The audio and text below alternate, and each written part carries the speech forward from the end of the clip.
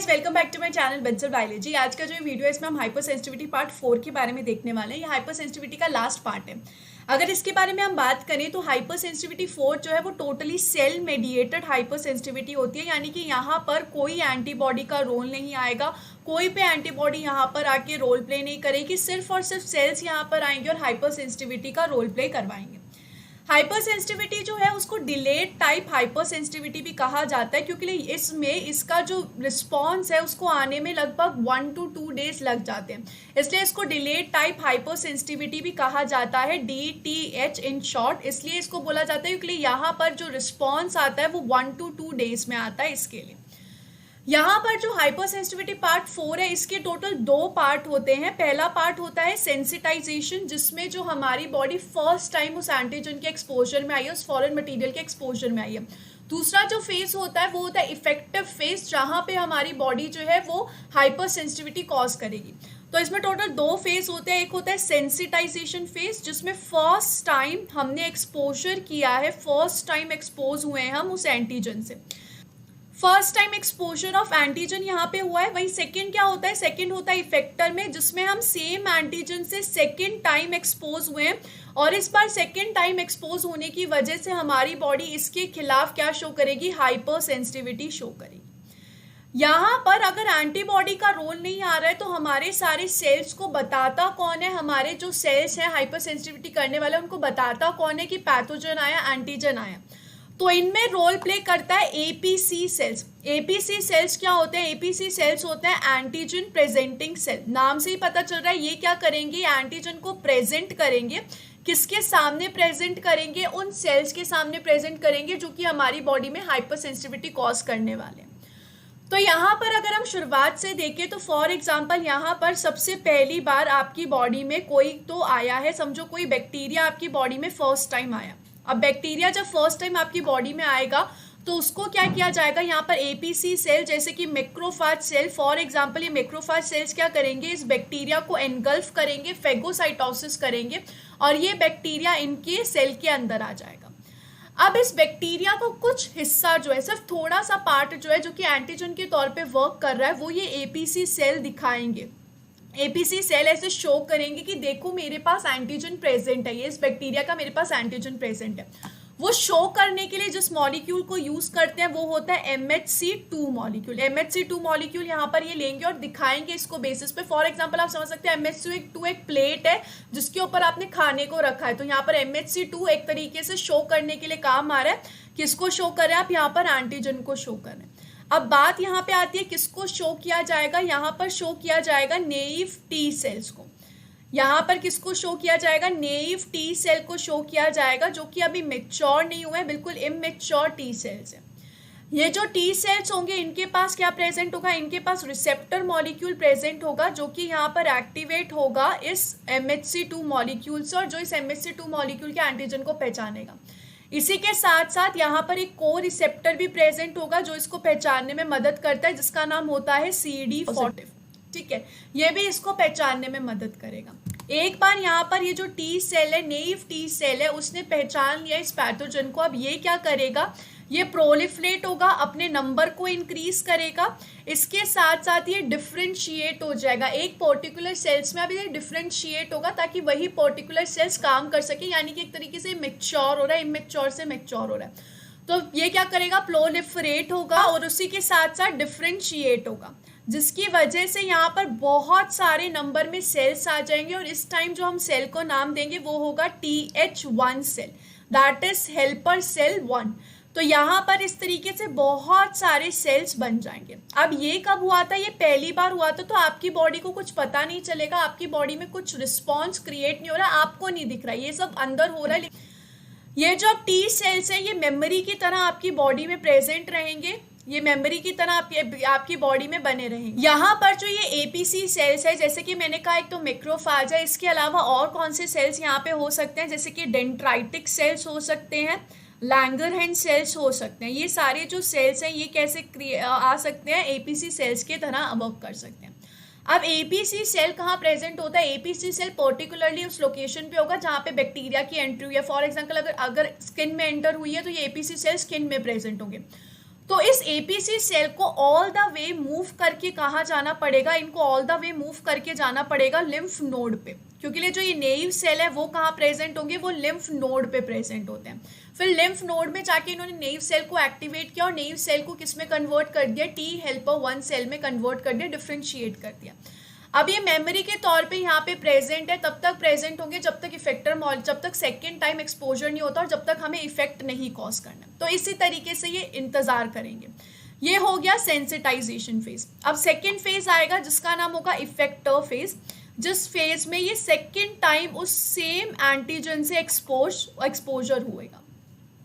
तो फिर से यहाँ पर कौन आएगा, फिर से यहाँ पर मैक्रोफाज आएगा, क्योंकि हमें इसको शो करना पड़ेगा। फिर से वो जो मेमोरी टी सेल्स है उनको हमें शो करना पड़ेगा।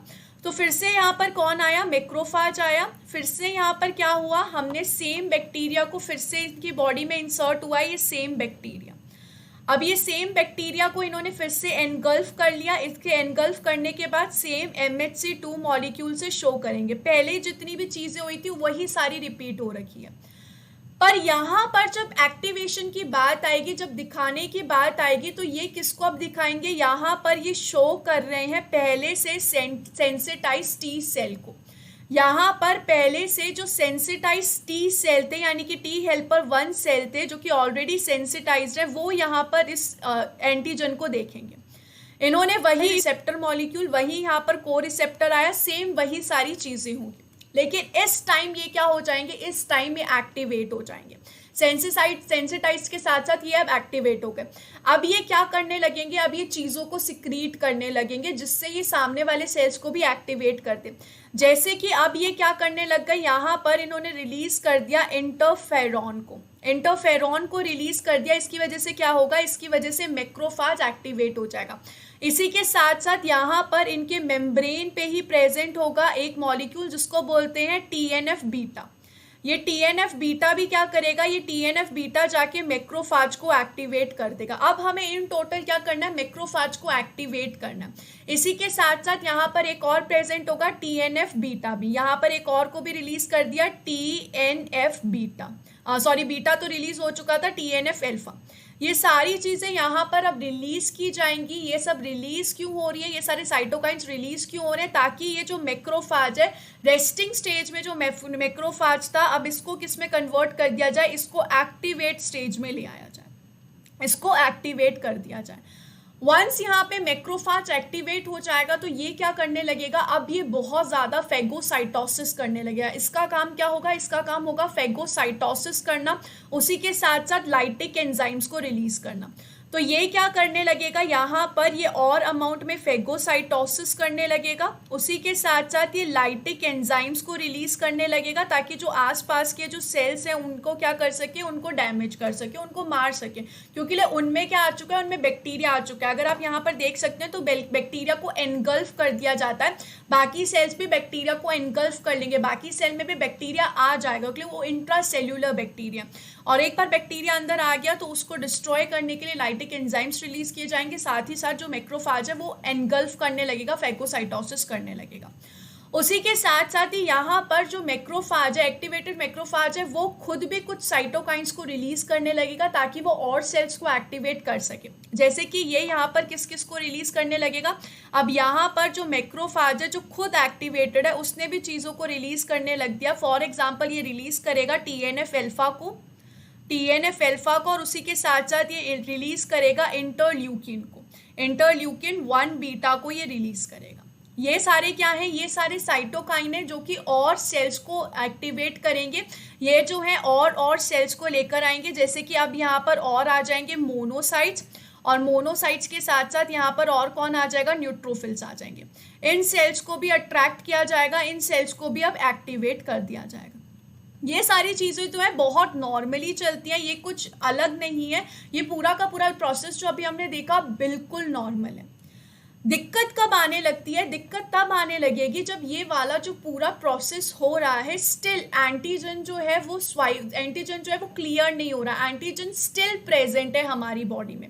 तो दिक्कत तब आने लगती है। सो अब यहाँ पे क्या होगा, if antigen is not clear, अगर एंटीजन क्लियर ही नहीं हो पा रहा है, if antigen is not clear, तो उसकी वजह से क्या होगा, उसकी वजह से DTH जो रिस्पॉन्स है वो प्रोलॉन्ग चलेगा, और इसके अब प्रोलॉन्ग चलने की वजह से ये हमारे सेल्स को डैमेज करेगा। पहले वो डैमेज बहुत कम कर रहा था, लेकिन अब अगर ये प्रोलॉन्ग एक्टिवेट रहेगा तो ये हमारे सेल्स को काफ़ी ज़्यादा डैमेज कर सकता है। और इस प्रोलॉन्ग एक्टिव रहने की वजह से यहाँ पर एक रिएक्शन कॉज हो जाता है जिसको बोलते हैं ग्रैन्युलोमैटस रिएक्शन।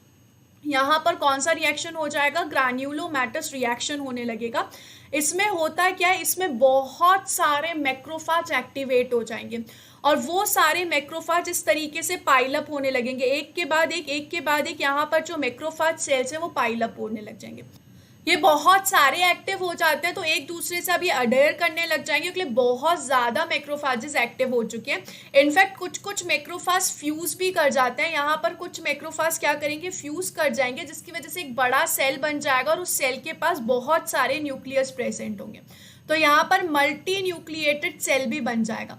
उसी के साथ साथ यहाँ पर ऐसी कंडीशंस भी आ जाएगी कि कुछ मैक्रोफाज जो है वो अपनी शेप चेंज कर लेंगे, और वो किस शेप में आ जाएंगे, एपिथेलॉइड शेप में आ जाएंगे। एपिथेलॉइड यानी कि एपिथेलियल जैसी शेप में आ जाएंगे।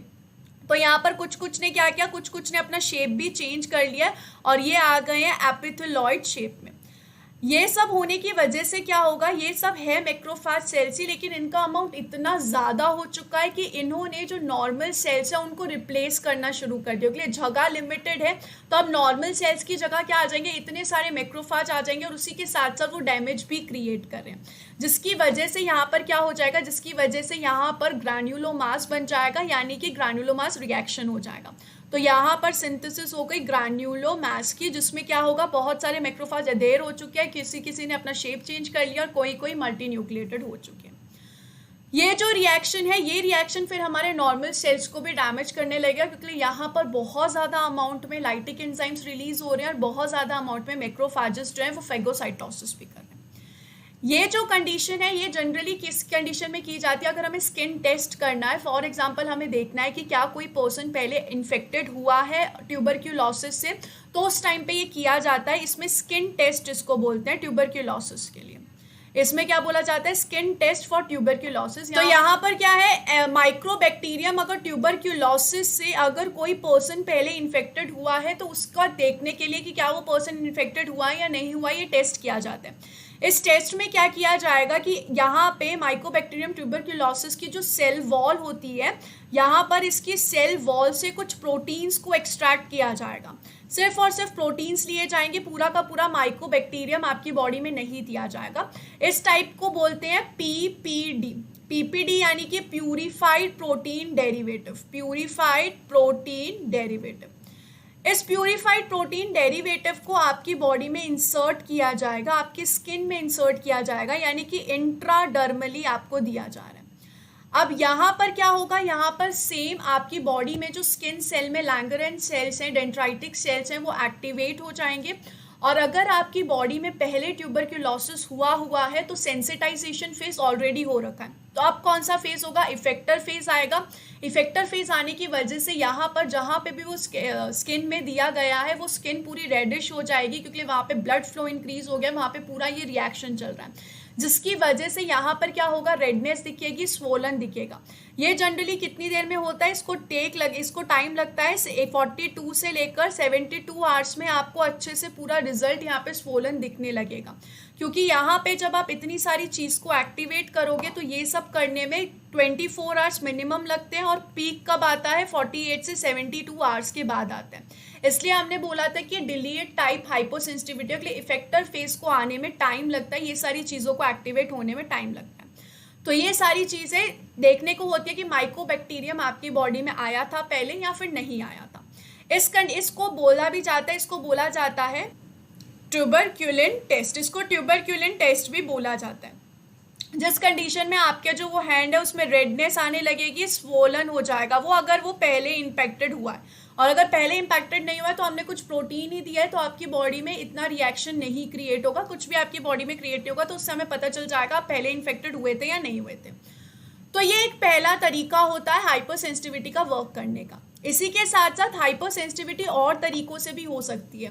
फॉर एग्जाम्पल अगर हम निक्कल पहनते हैं तो किसी किसी को आपने देखा होगा निक्कल की वजह से भी उनको एलर्जी हो जाती है, ज्वेलरी अगर उन्होंने निक्कल की पहनी है। उसी के साथ साथ फॉर एग्जाम्पल अगर हम कोई हेयर प्रोडक्ट्स की बात करें और अगर उसमें फॉर्मेल्डिहाइड होता है तो उस कंडीशन में भी पर्सन को जो आपने देखा होगा एलर्जी वगैरह हो जाती है। इसलिए हम बोलते हैं कि स्किन टेस्ट पहले कर लीजिए थोड़े से पार्ट पे लगा के।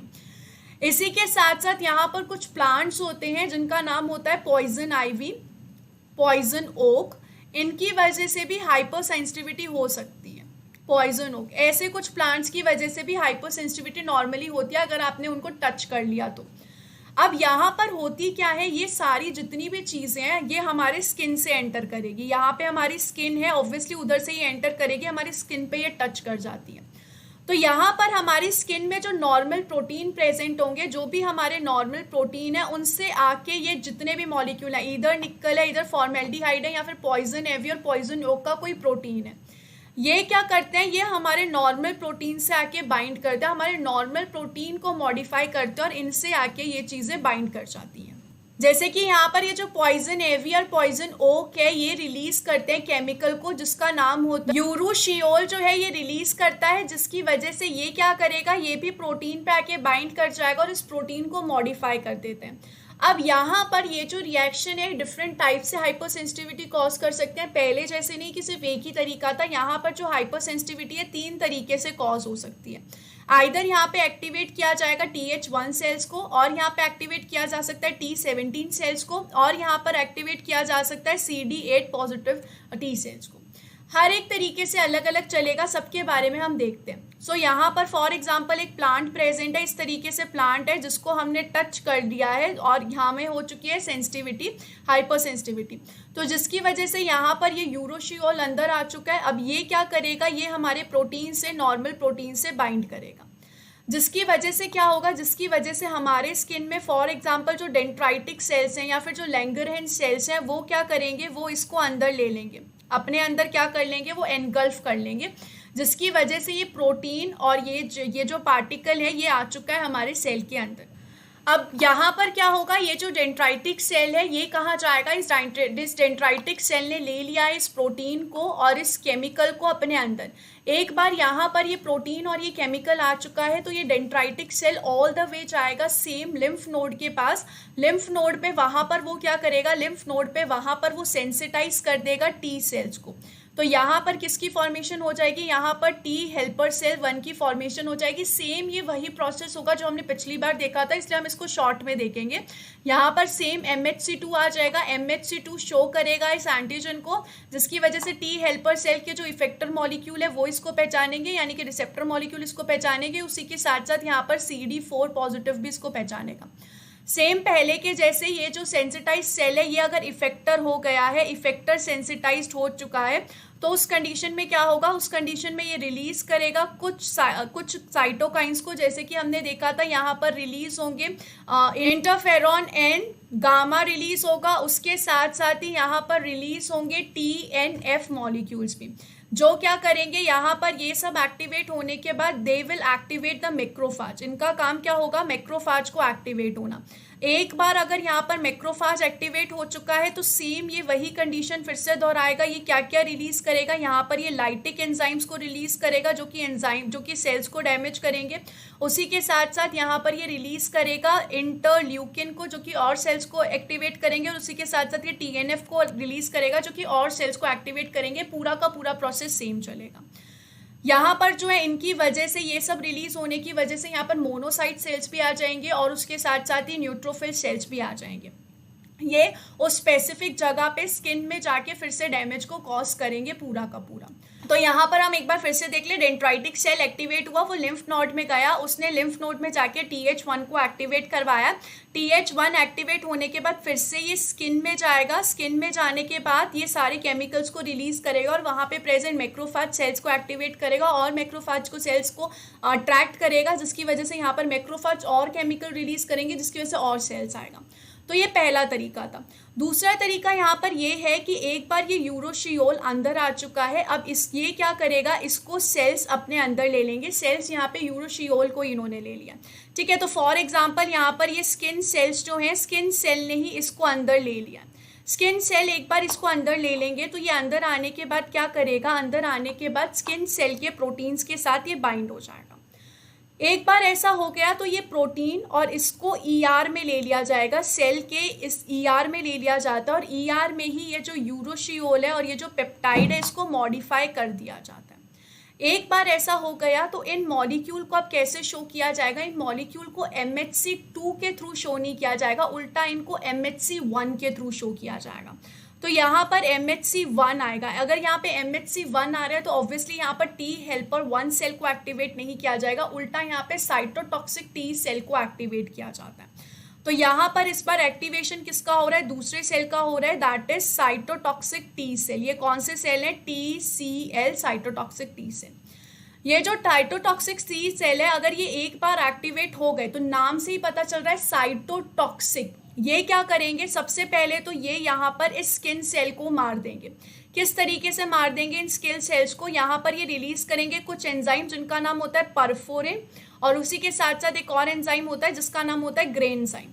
ये दोनों के दोनों सेल्स क्या करेंगे, स्किन सेल को इसी तरीके से डैमेज कर देंगे, ऐसा का ऐसा स्किन सेल को डैमेज कर देंगे। इसी के साथ साथ इन्होंने क्या किया, इसी के साथ साथ इन्होंने इंटरफेरॉन को रिलीज किया है। इन्होंने इंटरफेरॉन को रिलीज किया और ये इंटरफेरॉन जाके वंस अगेन मैक्रोफाज को एक्टिवेट करेगा। तो मैक्रोफाज यहाँ पर और एक्टिवेट हो गए, दो तरीके से एक्टिवेट हुए, एक टी सेंसिटाइज सेल ने एक्टिवेट किया और एक साइटोटॉक्सिक टी सेल ने भी यहाँ पर इनको एक्टिवेट किया। इसी के साथ साथ ये दो मेथड्स हमने पढ़ लिया। इसी के साथ साथ थर्ड में क्या होगा, थर्ड में भी इस यूरोशियोल को अंदर ले लिया जाएगा और यहाँ पर तीसरा सेल आएगा जिसका नाम होता है टी हेल्पर 17 सेल। उसको कैसे एक्टिवेट किया जाएगा, सेम यहाँ पर ये जो लैंगरहैंस सेल्स है ना, इनके पास एक प्रोटीन प्रेजेंट होता है इनके मेम्ब्रेन पे जिसका नाम होता है CD1A प्रोटीन।